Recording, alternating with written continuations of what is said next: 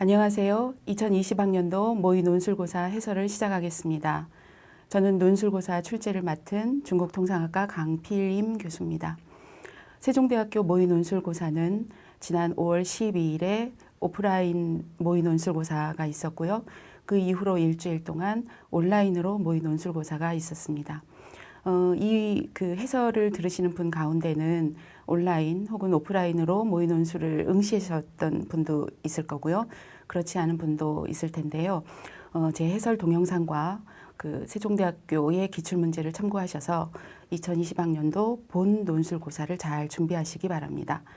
그럼 오늘의 설명은 이런 방향으로 진행이 되겠습니다. 출제 방향과 출제 형식을 간단하게 설명드리고요. 모의 논술 문제에 대한 구체적인 해설을 하도록 하겠습니다. 그리고 간단하게 채점 기준과 전형 일시, 전형 방법, 그리고 논술의 특징을 요약하는 방향으로 오늘 해설을 진행하겠습니다. 세종대학교 논술의 출제 방향은 통합교과형 논술이라는 것이 가장 큰 특징입니다. 통합교과형 논술이라 하면 고등학교 때 배웠던 다양한 교과목이나 학문 분야를 종합적으로 활용해서 문제를 출제한다라는 의미입니다. 특정한 과목, 특정한 학문 분야에 치중되지 않고 배운 내용을 종합적으로 사고할 수 있는 능력이 필요합니다. 두 번째로는 대학 수학능력 평가인데요. 대학교에 들어와서 대학교의 학업을 성공적으로 마칠 수 있는 능력을 평가합니다. 문장을 읽고 이해하고 분석하는 능력, 그리고 비판적으로 사고해서 자신의 생각을 논리적으로 기술할 수 있는 능력을 지녀야 합니다. 세 번째 특징으로는 고급 교육 정상화에 기여하는 문제를 출제하고 있습니다. 사교육이 필요 없는 고등학교 교과서만 착실하게 공부를 하면 충분히 풀 수 있는 문제를 출제합니다. 한마디로 정리하면 세종대학교의 논술 문제는 고등학교 교육과정을 성실하게 이수한 수험생이라면 별도의 사교육 없이도 논술 문제를 풀 수 있는 유형과 난이도를 조정하고 있습니다. 출제 형식을 보면 크게 봐서 문항수는 두 문항이 출제가 됩니다. 1번 문항과 2번 문항으로 구성이 되고요. 제시문이 3개 내지 4개가 제시됩니다. 문제 형식을 조금 더 구체적으로 보면 1번은 일반적으로 소문항이 됩니다. 제시하는 문제의 내용도 비교적 쉽고 써야 되는 글자의 분량도 400자에서 500자 정도로 비교적 적습니다. 2번 문제는 1번에 비해서 상대적으로 조금 어렵고 써야 되는 글자의 수도 많죠. 800자에서 900자 정도를 써야 되고 배점도 역시 450점으로 높습니다. 2020학년도 논술 문제는 1번 문제와 2번 문제를 합해서 700점 만점으로 진행이 됩니다. 예년의 문제와 그리고 올해 모의 논술 문제를 종합적으로 보면 1번 문제는 비교적 쉬운 문제이고요. 공통점을 기술하거나 아니면 차이점을 기술하는 문제 또는 어떠한 개념을 요약 정리하는 문제들이 주로 출제됩니다. 올해 2020학년도 모의 논술에서는 반박 기술형이라고 할 수가 있는데요. 특정한 사람의 입장에서 다른 사람의 주장을 반박할 수 있는 그런 문제를 제시했습니다. 이번 문제는 대문학 문제인데요. 논지 전개형으로 요약해 볼 수 있습니다.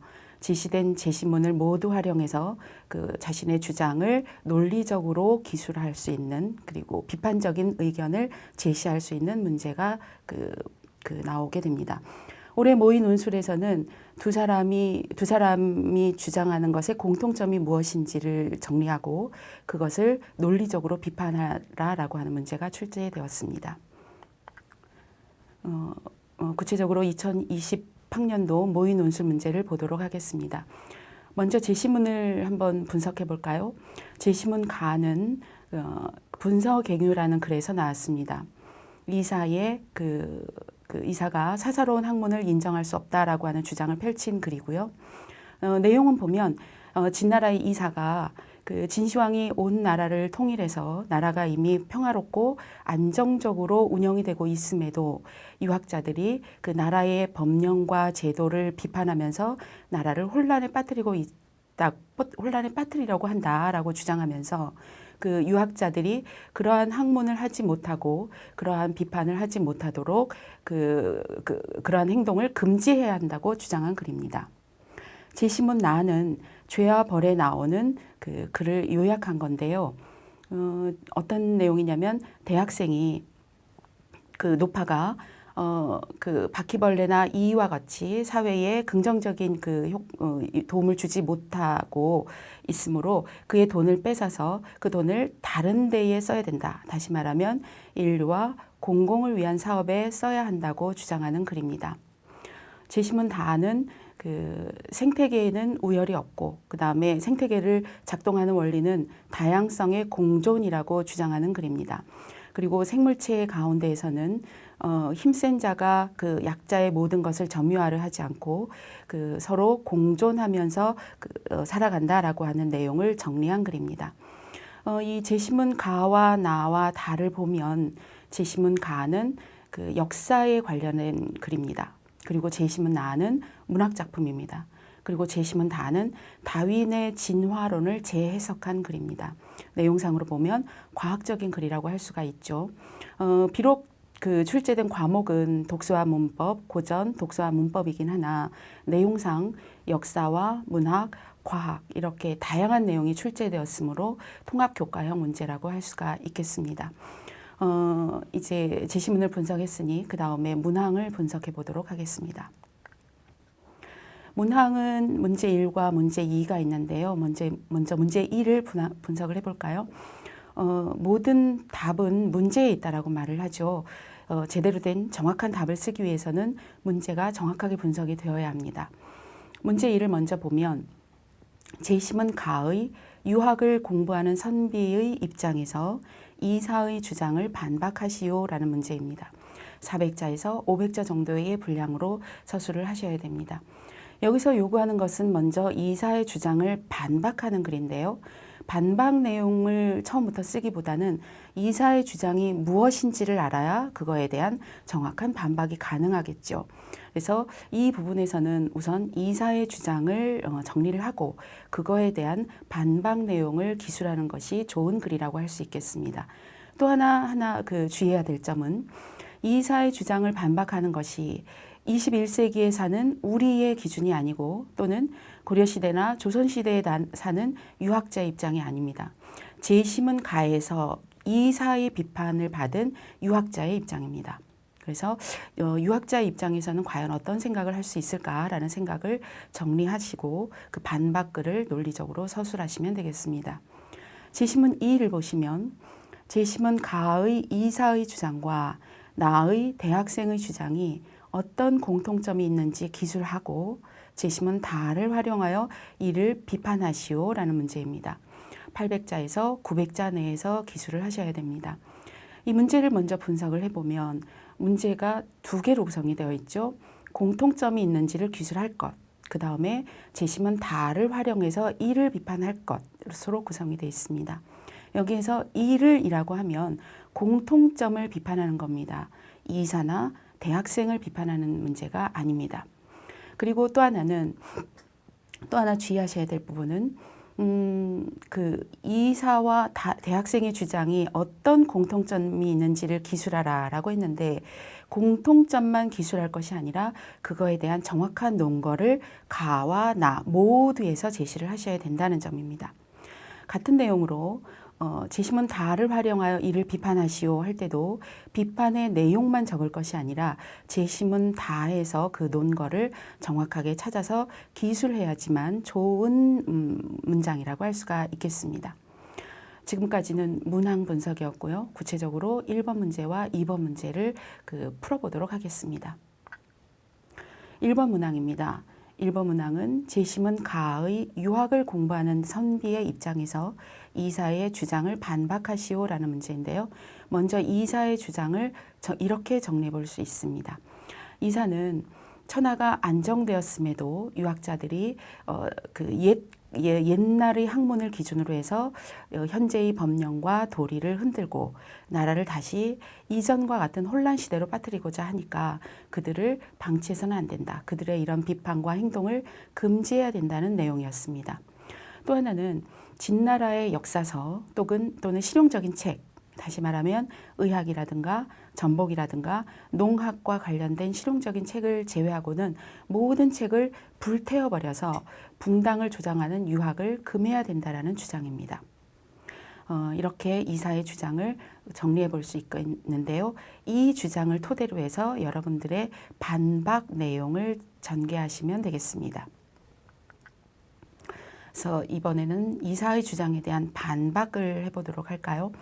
이사는 지금은 나라가 안정됐고 이 나라에서 정책과 법령, 제도를 만들었으니 그것을 그대로 따르면 되지 비판하지 말아라 라고 하는 주장입니다. 그러나 이런 생각을 해볼 수가 있겠죠. 한 나라의 정책과 법령은 그 시대에 따라서 그 상황에 따라서 맞추어야지만 되는 것이지 하나 만들어졌다고 해서 그것을 끝까지 유지한다면 시대에 맞지 않게 됩니다. 그래서 이렇게 정리하겠죠. 한 나라의 정책과 법령은 완벽할 수가 없다. 그리고 시대가 바뀌면 문제가 발생할 수 있다. 그러므로 시대에 따라 달라지는 문제를 해결하기 위해서는 기존의 정책과 법령에 대한 끊임없는 비판과 비판이 필요합니다. 그래서 그럼에도 불구하고 나라에서 제정한 것이므로 이를 비판하지 말고 무조건 따라라 라고 하는 것은 오히려 나라의 발전에 도움이 되지 않는다라고 반박해 볼 수 있겠습니다.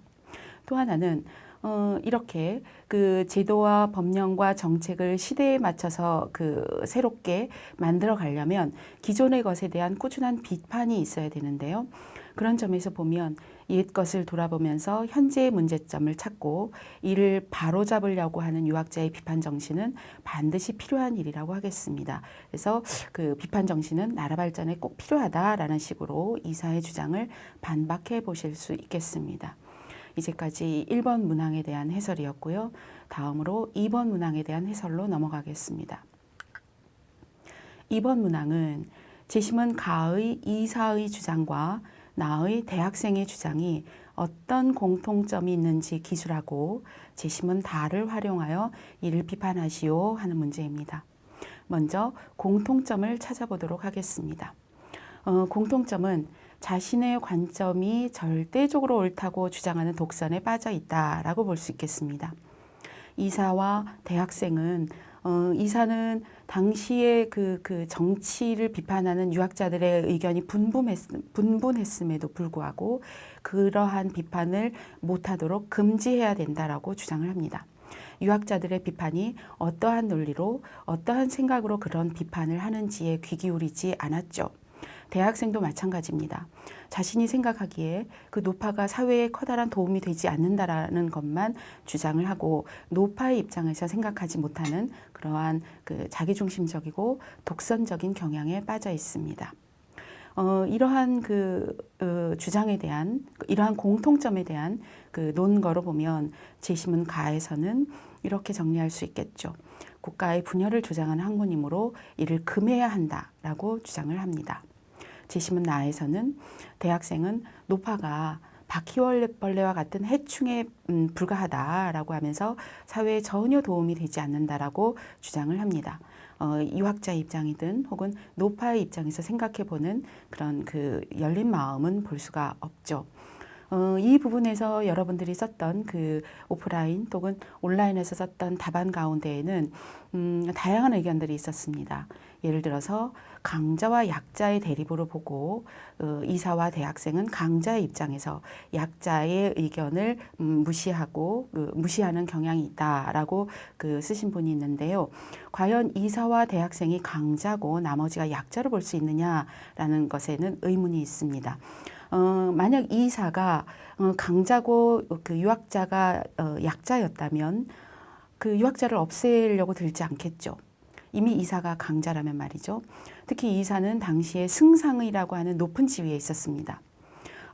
그럼에도 불구하고 유학자들을 없애야 되겠다라고 하는 것은 이미 승상이라는 지위에서 봤을 때도 유학자들은 상당히 강자였기 때문입니다. 그래서 이사는 강자고 유학자들은 약자라고 하는 논리가 약간 모순이 있습니다.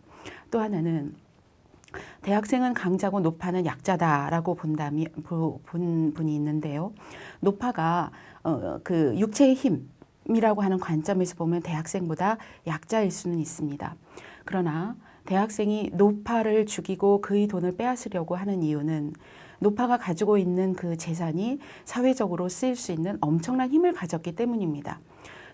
젊은 사람들을 구제할 수 있고 빈과 부의 문제를 해결할 수 있다라고 하는 거죠.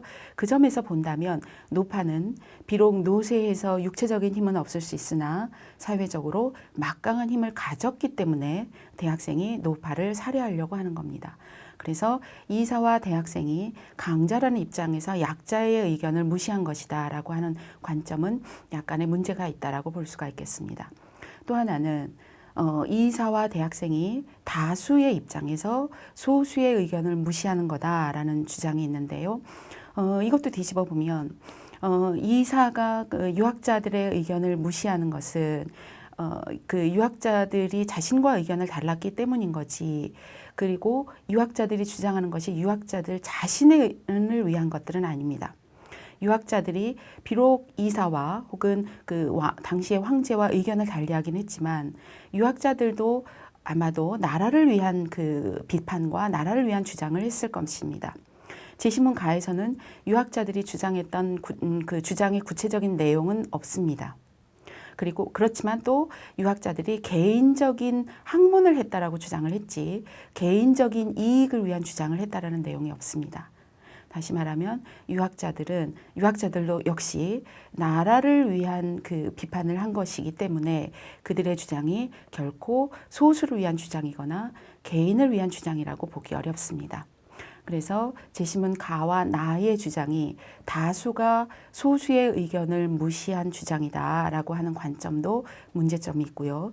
또는 같은 원리에서 공동체를 위해서 소수의 의견은 무시되어도 좋다라고 하는 주장 역시 문제가 있다라고 볼 수가 있습니다. 또 이사와 대학생의 주장이 진보와 보수의 대립으로 보는 분들이 있었는데요. 다시 말하면 이사와 대학생은 진보적인 관점이고 유학자와 노파는 보수적인 관점에 있다. 그래서 진보적인 주장으로 보수적인 주장을 비판하는 글이다. 이런 답안들이 있었는데요. 이사가 보기에 유학자들이 옛날의 학문을 가지고 오늘날의 법령과 정치를 비판한다라고 했습니다. 그러나 진보와 보수의 기준은 그 주장의 내용에 있는 것이지 옛 것이라고 해서 그것이 무조건 보수적이고 오늘날의 것 혹은 새로운 시대의 것이라고 해서 그것이 진보적이라고 말하기는 어렵습니다. 그런 관점에서 본다면 이사가 보기에 유학자들이 옛날의 학문을 가지고 주장을 한 것이지 그래서 유학자들이 수구적이라고 주장할 수는 있으나 옛날의 학문이라고 해서 그것이 보수적이라고 판단할 근거가 최소한 제시문에는 없습니다. 그래서 보수와 진보의 대립이라고 보는 것도 약간 무리가 있습니다. 같은 의미에서 대학생의 주장도 보면 대학생이 보기에 노파가 많은 돈을 가지고 있다. 그리고 그 돈을 공공을 위해서 쓸 수 있다라고 하는 관점에서 본다면 어떤 의미에서 본다면 보수와 진보의 관점으로 굳이 이분법적 관점에서 나눈다면 진보의 관점에 훨씬 가까울 수 있겠습니다. 그러나 대학생이 하고자 하는 행동을 본다면 다시 말하면 대학생은 노파의 생명을 빼앗고 그의 재산을 빼앗으려고 한다라는 관점에서 본다면 개인의 권리와 자유를 인정하지 않은 것이 됩니다. 그런 관점에서 본다면 대학생의 주장이 결코 진보적인 관점이라고 보기 어렵습니다. 그래서 가와 나의 주장의 공통점이 강자의 입장에서 약자의 의견을 무시한 거다라거나 혹은 공동체의 이익을 위해서 개인의 이익은 무시되어도 된다라는 주장 혹은 다수를 위해서 소수가 희생되어야 한다는 주장 혹은 진보적인 관점에서 보수적인 관점을 비판했다라고 하는 주장은 약간의 문제점이 있다라고 하겠습니다. 그리고 제시문 가와 나의 문제에서 이사와 대학생의 주장은 이러한 공통점 말고도 또 하나의 공통점이 있습니다. 그 공통점이 무엇인지 보도록 하겠습니다. 이사와 대학생의 주장의 공통점은 이러한 것도 있습니다. 공동체의 발전에 도움이 되지 않는다고 생각하는 것을 극단적인 방법으로 제거하려고 하는 공통점이 있습니다. 다시 말하면 이사와 대학생이 그 주장만 한 것이 아니라 주장의 내용 가운데에서는 그것을 극단적으로 제거하려고 하는 것이 있습니다. 어떠한 논거가 있냐면 제시문 가에서는 이사가 진나라의 역사서와 몇몇 실용적인 용도의 서적을 제외하고는 모든 책을 불태워야 된다고 주장을 합니다. 그 분서갱유라고 하는 2200년 전의 그 역사적인 사실이 아직까지도 회자되고 있는 것은 그것이 역사책을 모두 다 불태워버리고 그 유학자들을 모두 그 산채로 묻어버렸다라고 하는 그런 극단적인 방법이라는 점에서 지금까지도 회자되는 거라고 할 수가 있겠죠. 그러므로 이 역사책을 제외한 역사서와 일부 실용적인 도서를 제외하고는 불태워야 된다라고 하는 것은 상당히 극단적인 주장이라고 할 수가 있겠습니다. 더더군다나 이 시대에는 지금보다도 그 도서가 상당히 귀한 물건이었고 극히 일부 사람들한테만 볼 수 있는 귀한 물건이었습니다. 그럼에도 불구하고 이걸 불태워서 학문의 맥을 끊어야 된다라고 하는 것은 그 상식적인 일이라고 보기 어렵습니다. 제시문 하에서도 대학생은 노파를 살해하고 그 돈을 빼앗아서 선한 사업에 사용해야 된다라고 말을 하는데요. 개인의 생명은 어떠한 이유에서도 불구하고 소중한 것입니다. 그것을 대학생이라고 하는 개인의 관점에서 그 마음에 안 든다고 해서 혹은 공동체의 이익에 큰 도움이 되지 않는다라고 해서 노파를 살해한다라고 하는 것은 이거야말로 상당히 극단적인 관점입니다. 그래서 극단적인 방법으로 제거하려고 한다는 점이 그 공통점이라고 할 수가 있겠습니다. 2번 문항 가운데 반을 해결했죠. 제시문 가의 이사와 나의 대학생의 주장의 공통점을 기술했습니다. 다음으로 해야 될 것은 제시문 다를 활용해서 이를, 다시 말하면 공통점 2개를 각각 비판해야 합니다. 어떻게 비판할 수 있는지 그리고 어떠한 논거를 쓸 수 있는지를 보도록 하겠습니다. 먼저 첫 번째 공통점을 비판하도록 하겠습니다. 첫 번째 공통점은 자신의 관점이 절대적으로 옳다고 하는 그 독선에 빠져 있다. 또는 그 어떤 다양한 의견을 받아들이지 않는다. 이런 공통점이 있겠죠. 이거를 어떻게 비판할 수 있을까요? 우리 사회를 운용하는 원리는 그 다양성이라고 할 수 있겠습니다. 그게 의견의 다양성, 생활 방식의 다양성, 문화의 다양성, 학문의 다양성 등 여러 가지 다양성이 있을 수 있겠는데요. 이러한 다양성을 만약 인정하지 않는다라면 공동체가 좋은 발전을 이루어내기 어렵습니다. 그래서 이렇게 비판할 수 있겠죠. 다양성을 인정하지 않는 독서는 공동체의 발전을 저해한다라고 볼 수 있겠습니다. 이 과정에서 다시 말하면 공통점을 찾아내고 그것을 비판하는 관점은 여러분들이 훈련해야 되는 비판적인 사고력입니다. 그리고 이러한 그 비판을 제시문 다에서 논거를 찾는 훈련을 하셔야 됩니다. 제시문 다는 다윈의 진화론을 재해석한 글인데요. 그래도 제시문 다에는 진화론과 관련된 내용이 있습니다. 어떤 내용이 있냐면 생태계의 작동 원리는 다양성의 공존입니다. 인간의 눈으로 보기에 어떤 그 생물종 가운데에는 어떤 그 생물종은 중요하고 힘도 세고 그 우월한 존재인 것처럼 보이고 어떠한 존재는 반대적으로 열등하며 쓸모도 없어 보이는 그리고 나약한 존재로 보이지만 그거는 그저 인간의 관점일 뿐이고 생태계에서는 모두 다 중요한 구성 인원이다라고 하는 것이 제시문 다에 나옵니다. 그래서 생태계를 자연스럽게 운영해가는 원리도 이런 다양성이 함께 공존한다라는 원리입니다. 그러므로 인간 사회도 어떤 자신의 독선적인 의견만을 주장할 것이 아니라 다양성을 인정하고 함께 공동체의 발전을 이끌어 나갈 수 있는 그런 노력이 필요하다라고 할 수가 있겠습니다. 그래서 이것이 공통점 1에 대한 첫 번째 비판입니다. 다음으로 공통점 2를 비판해 보도록 할까요? 공통점 2는 공동체의 발전에 도움이 되지 않는다고 생각하는 것들을 극단적인 방법으로 제거하려고 한다는 점입니다. 이거를 어떻게 비판해 볼 수 있을까요? 공동체 발전에 그 도움이 되지 않는다고 해서 그 극단적인 방법으로 개인을 희생할 수는 없겠죠. 그리고 더구나 공동체의 발전에 도움이 되지 않느냐, 된다, 안 된다라고 하는 것은 그 최소한 제시문 가와 제시문 나에 보면 이사 개인의 주장이고 대학생 개인의 주장입니다. 개인적으로 봤을 때 도움이 되지 않는다라고 해서 극단적인 방법으로 그 개인을 희생하는 것은 어떠한 이유에서도 정당화될 수 없습니다. 이렇게 비판할 수 있어야 되겠죠. 그리고 이 비판을 그 정당성을 갖기 위해서는 제시문 다의 논거를 활용해야 합니다. 제시문 다에 보면 이런 내용이 나오죠. 제시문 다에서 생물종은 그 자연의 그 자원은 한정되어 있기 때문에 때로는 서로 경쟁을 하면서 그 먹이를 취득하게 되겠죠. 그러나 그럴 경우에 강자가 약자를 누르고 혼자 먹으려고 하는 그런 약육강식의 논리가 전개되지 않습니다.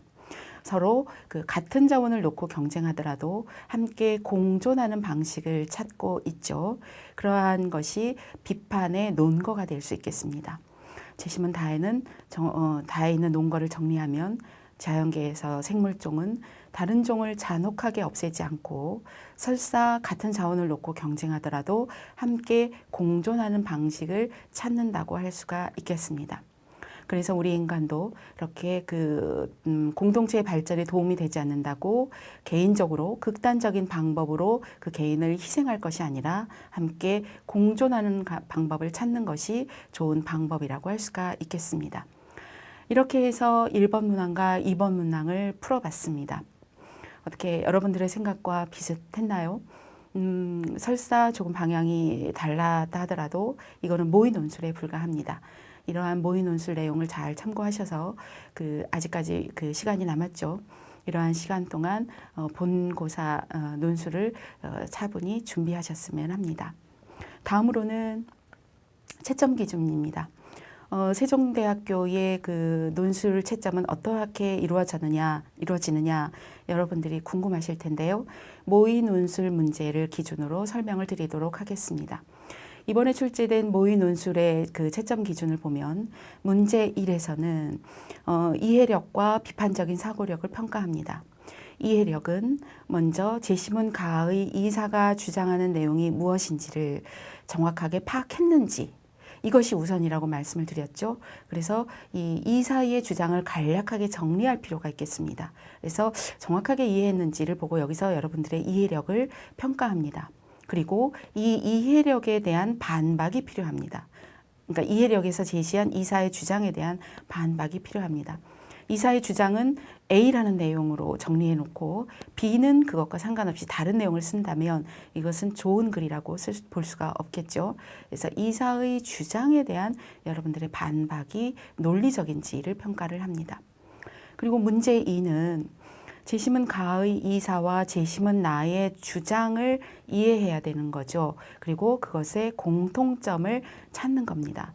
이 과정에서 여러분들이 제시문 가의 이사의 내용을 정확하게 이해했는지 그리고 대학생의 내용을 정확하게 이해했는지에서 여러분들의 이해력을 그리고 그것의 공통점을 정확하게 찾는지에서 여러분들의 분석력을 파악할 수 있습니다. 그리고 제시문 다를 논거로 해서 이를 비판하게 되는데요. 이 과정에서 여러분들의 논리적이고 비판적인 사고력을 평가하게 됩니다. 그러니까 이 제시문 문제 1도 그렇고 문제 2도 그렇고 비판적인 내용만 쓸 것이 아니라 가와 나의 공통점을 정확하게 기술하는 것도 상당히 중요한 문제라는 것을 인지하셔야 합니다. 그리고 문제 1과 문제 2 공통으로 해결되는 적용되는 내용이 있습니다. 전체적으로 글의 전개가 논리적이고 짜임새가 있느냐, 횡설수설하지 않았느냐라고 하는 거겠죠. 또 하나는 어휘력이 고등학교 수준의 학생들이 사용할 수 있는 정확한 어휘력을 썼는가, 그리고 고등학교 수학 능력을 가진 학생들이 쓸 수 있는 만한 표현력을 지녔는가라고 하는 점입니다. 어려운 용어를 쓰는 것을 요구하지 않습니다. 여러분들이 사용한 어휘에 대해서 정확하게 이해하고 그거를 정확하게 표현했는가라고 하는 점이 중요합니다. 또 하나는 문단 구성은 적절한가인데요. 문단 구성은 내용에 따라서, 다시 말하면 여러분들이 쓰는 글에 따라서 2문단, 3문단이 될 수 있겠고 때로는 4문단이 될 수도 있겠지요. 그러나 그것이 적절한가를 평가를 합니다. 굳이 문단 구성을 하지 않아도 되는 부분에서 줄바꾸기를 해서 새로운 문단을 쓴다거나 또는 800자, 900자 되는 긴 글을 문단 구성 없이 통으로 한글로 쓴다거나 아니면 한 문장마다 줄을 바꿔서 셀 수도 없는 많은 문단으로 구성한다거나 하는 것은 감점 요소가 됩니다. 그래서 여러분들이 쓰는 글의 내용에 따라서 적절한 문단 구성을 할 줄 알아야 되겠습니다.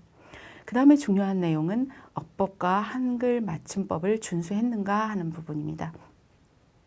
어법 그리고 한글 맞춤법, 이것은 우리가 사소하게 놓치기 쉬운 부분인데요. 어떻게 생각하면 논술 글을 쓰는데 논리적인 사고력보다도 기본적인 내용입니다. 그래서 한글 맞춤법, 어법, 띄어쓰기, 문장 보호 이런 것들을 정확하게 썼는가라고 하는 것을 평가합니다. 그 다음에 지정 분량을 준수했는가라고 하는 부분입니다. 지정 분량을 미달하거나 초과하게 되면 그 분량에 따라서 미달한 분량, 초과한 분량에 따라서 감점을 하게 됩니다. 이러한 요소들을 평가하게 되는데요. 여기에 맞춰서 여러분들이 논리적이고 정확한 여러분들의 주장을 정확하게 담을 수 있는 한글 맞춤법에 맞는 글을 쓰는 연습을 하셔야 하겠습니다. 다음으로 구체적인 평가 채점 기준을 보도록 하겠습니다. 배점이 되겠죠. 배점 기준을 보면 1번 문항과 2번 문항으로 나눠서 총 700점 만점입니다. 1번은 250점 만점, 2번은 450점 만점인데요. 이것도 평가 항목이 좀 세분화됩니다. 먼저 1번을 보실까요? 250점 만점인데요. 이해력이 90점, 비판적 사고력 90점, 표현력 35점, 정서법 35점이 됩니다. 그리고 분량은 지키지 못한 미달 혹은 초과한 분량에 따라서 10점에서 마이너스 30점까지 마이너스 10점에서부터 마이너스 30점까지 적용하게 됩니다. 이번 문제를 보시면 총 450점 만점인데요. 이해력, 비판적 사고력, 구성 및 표현력, 정서법, 분량 이렇게 나누어서 세부적으로 평가하게 됩니다. 이해력은 120점인데요. 비판적 사고력이 공통점 1에 대한 비판과 공통점 2에 대한 비판으로 나누어서 비판적 사고력을 2번을 평가하게 됩니다. 그리고 구성 및 표현력, 정서법 각각 50점, 40점으로 배분되어 있습니다. 이 부분에 대한 분량도 역시 마이너스 10점에서 마이너스 40점까지 적용이 됩니다. 초과하거나 미달된 분량에 따라서 각각 다르게 감점이 적용됩니다. 이렇게 다양한 평가 항목이 있는데요. 이거 외에도 여러분들이 조금 주의하셔야 될 부분인데요. 다른 말로 하면 논술에서 좋은 점수를 받기 위한 하나의 팁이라고 한다면 여러분들의 글씨입니다. 물론 채점위원들은 여러분들이 말하고 쓴 글에서 말하고자 하는 내용이 무엇인지를 아주 집중해서 파악하려고 노력을 합니다. 그래서 여러분들이 쓴 내용을 가지고 평가를 하기는 하나 그 내용을 읽는 가운데서 여러분들의 글이 너무 뭐랄까요? 글이 엉망이어서 내용이 무엇인지를 파악하기가 상당히 어렵다라고 하면 여러분들의 글을 무슨 글인지를 알아보기가 어려워서 2번, 3번 읽게 됩니다. 그렇게 되면 뭐라 그럴까요? 결코 긍정적인 효과를 발휘하기는 어렵습니다. 그래서 가급적이면 깨끗한 글씨체로 쓰는 것이 쓸데없이 감점을 받게 되는 그런 일을 막는 일이라고 하겠습니다. 그래서 2시간 내에 이렇게 1번 문제와 2번 문제를 기술하셔야 됩니다. 이제 2020학년도 세종대학교 인문계열의 논술 전형의 일시를 보겠습니다. 원서 접수는 9월 6일부터 10일까지고요. 그 다음 논술은 그 전공에 따라서 나누어서 보게 됩니다. 인문학, 사회학, 법학부일 경우에는 11월 23일 10시부터 12시 오전에 2시간 보게 되고요. 경영경제대학, 호텔관광대학일 경우에 오후 3시부터 5시까지 2시간 동안 보게 됩니다. 그리고 최초 합격자는 12월 10일 날 그 세종대학교 입학 안내 홈페이지에서 여러분들이 개별적으로 확인하시게 됩니다. 모의 논술 문제를 잘 확인하시고요. 그리고 그 논술 본고사도 잘 준비하셔서 이날 좋은 결과로 그 소식을 얻으셨으면 좋겠습니다. 그리고 또 하나 중요한 내용이 있습니다. 2020학년도 세종대학교 논술 우수자 전형은 논술 점수만 중요한 것이 아니라 학생부 교과 성적과 수능 최저 기준도 중요합니다. 전체가 1000점 만점인데요. 논술고사가 70%, 700점 만점이고 학생부의 교과 성적이 30% 적용됩니다. 그러나 이것보다 더 중요한 것이 수능 최저 기준입니다. 여러분들이 뭐 잘 이해를 하시겠지만 국어, 영어, 수학, 나, 사탐 한 과목 가운데 2개의 영역 등급의 합이 4 이내여야지만 됩니다. 그래서 그 4 이내여야지만 논술 점수와 학생부 교과 성적의 점수가 그 의미가 있으니까요. 논술 준비도 중요하지만 그 수능 점수도 잘 관리하셔야 되겠습니다. 여기까지가 2020학년도 세종대학교 논술 문제 해설이었고요. 그 세종대학교의 논술은 전반적으로 지금 설명을 들으셨면서 느끼셨겠지만 전체적으로 고등학교 교과서 지문 내에서 출제를 합니다.